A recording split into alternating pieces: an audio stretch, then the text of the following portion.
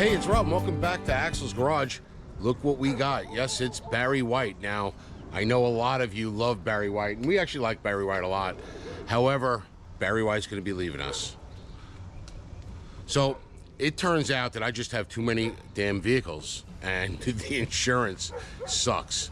Having all these vehicles on the road insured, and right now we're running like, what do we got, lady? We got like 4 Suburbans going on. And the old gray Suburban, if you remember, that was my truck years ago, and it became Amanda's first vehicle, then Robbie's first vehicle. Then we gave it to a family member for one of their kids for their first vehicle. Well, he's done using it for his first vehicle, so it's coming back, and we're gonna keep it off the road. But we just got too many Suburbans on the road. So Barry White is sold, but it's sold to a family member. So what we're gonna do is some last minute stuff on Barry White. So last week we changed the oil and did all the fluids and all that stuff, so it's good for the guy that we sold it to.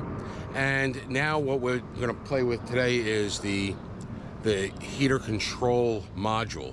That's what they call it in these vehicles. This is the one.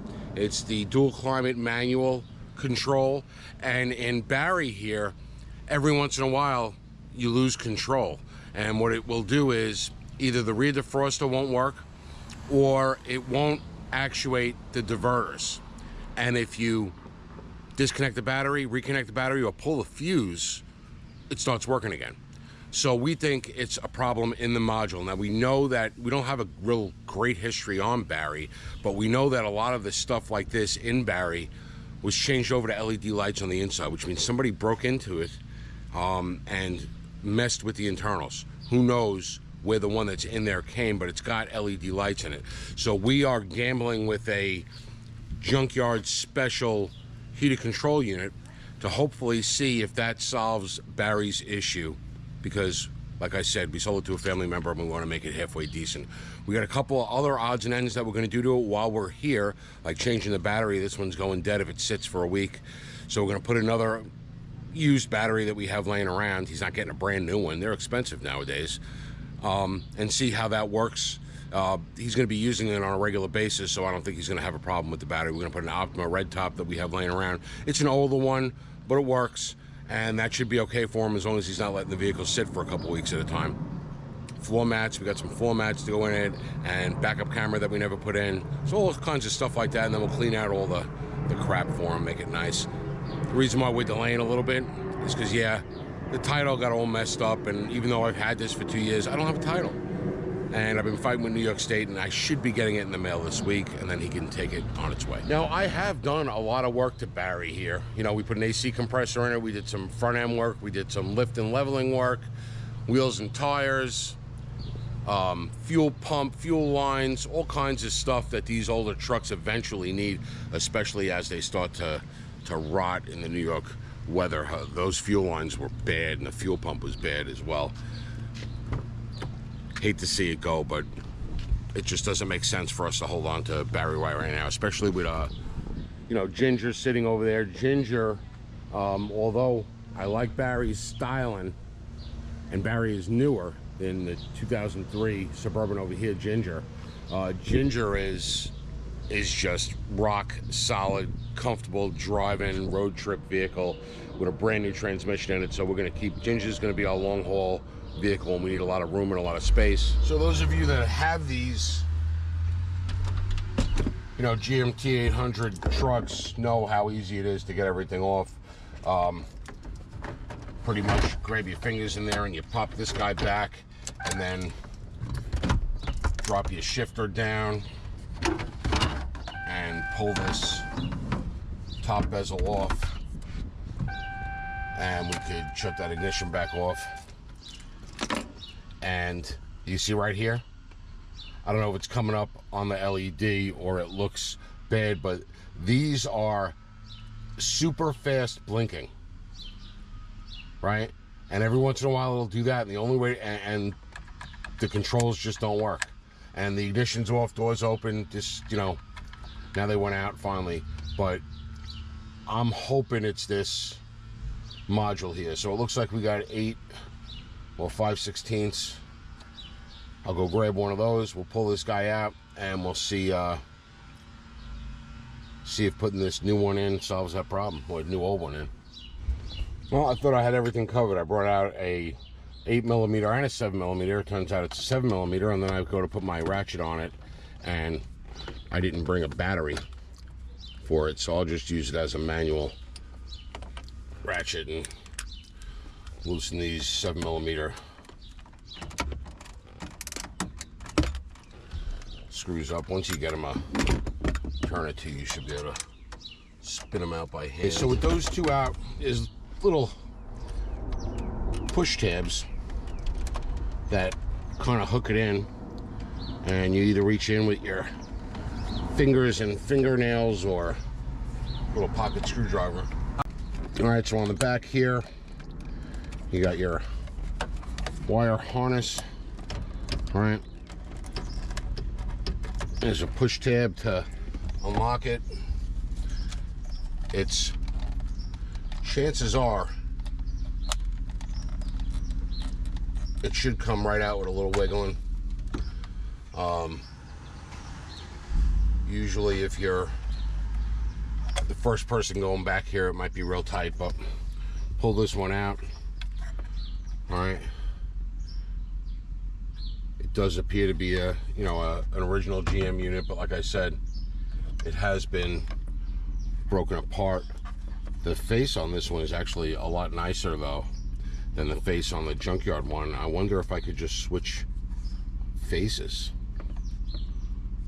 There's a couple little screws. Let me take this one that we think is bad apart before I take the good one apart, but I wonder if we could just switch faces and we could have the good face or for the one. That would be neat.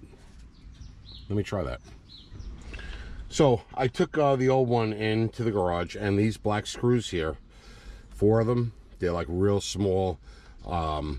Standard fits better than metric. If you pull, these here and the knobs pop off. They just pull straight out, and you can cover this. I'm not going to switch it yet because I just want to make sure if it works. If it does, you know, maybe I'll switch it up.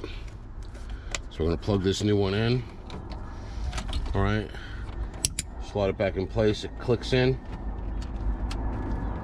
Baby, click in.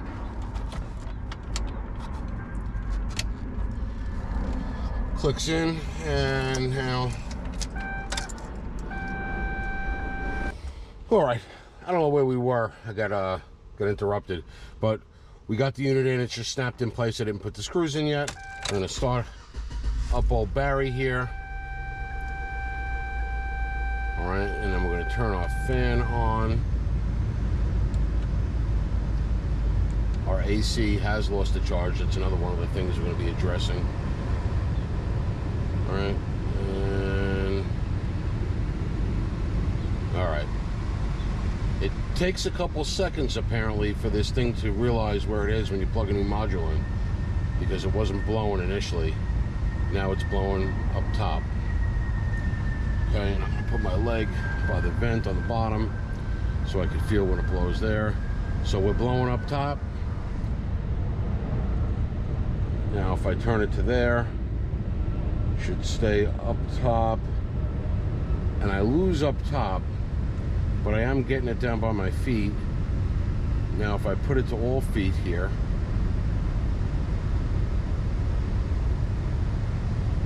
getting it down by my feet,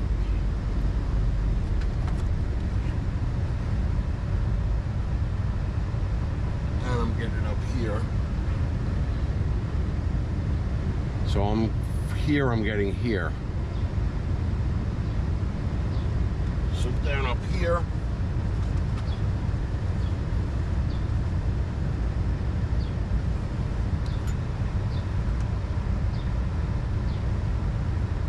Still getting it up to the windshield. Not so much by my feet. Nothing by my feet, but I'm getting defrost. Let's go to there and give it a second on my feet, but I'm getting a good defrost.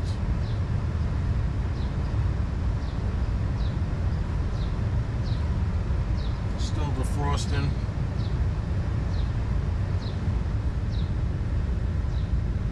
Now it made a significant change.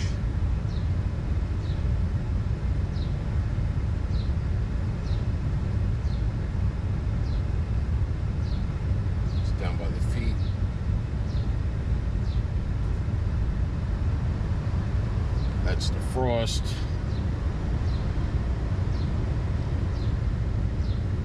Down by the feet. Now it's coming out of here.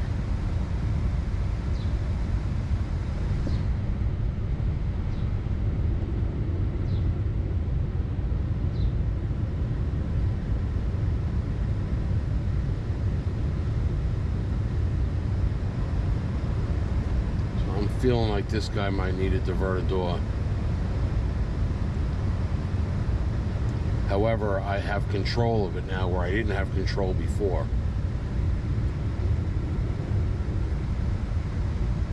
Alright, so maybe we had two problems. Now, one of the other issues that we had besides the blinking lights and the loss of control on the defroster, so what would happen is we'd lose control on the defroster unless you pulled the fuse out from under the hood, and then it would start working again. When you pulled the fuse out and then put the fuse back in, we had a blend door that was clicking on temperature change, and that, I'm just checking to make sure that I got change in my blend door.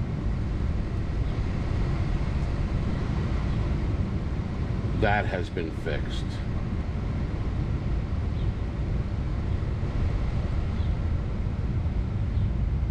Oh yeah, feel the change there. All right, so we solved 85% of the problems here. I think what we do need is a new actuator or a diverter motor, or whatever you might call it, for the direction here, where it's coming out of. You know, there's one for the heat on this side, one for the heat on this side, and I believe there's one, or there could be even two, that sends this whole thing around, and I believe this one is on the driver's side. That's not too hard to, I'll have to look that up, but that'll be the next thing that this thing needs. But we can button this dash back up because I am completely happy with our repair. This was a success.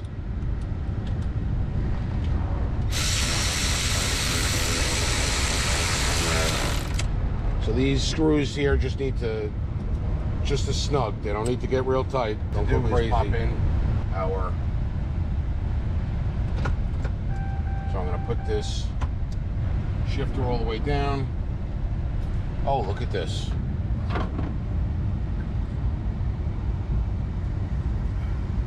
Barry White's name is actually Shelby.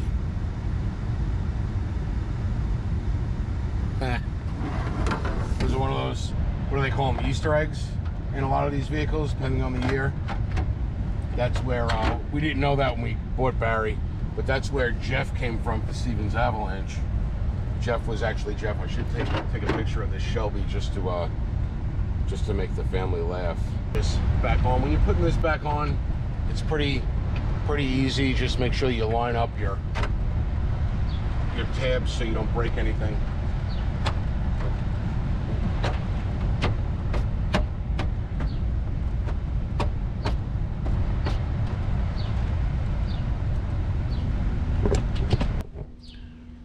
So that's video one with old Barry here, or should I say Shelby, and we'll be doing a couple of more last minute repairs and getting it ready for Armando, and he should enjoy this and use the crap out of it. He does load a vehicle up with tools and stuff, so this is going to be the perfect work truck for him. As always, thanks for watching.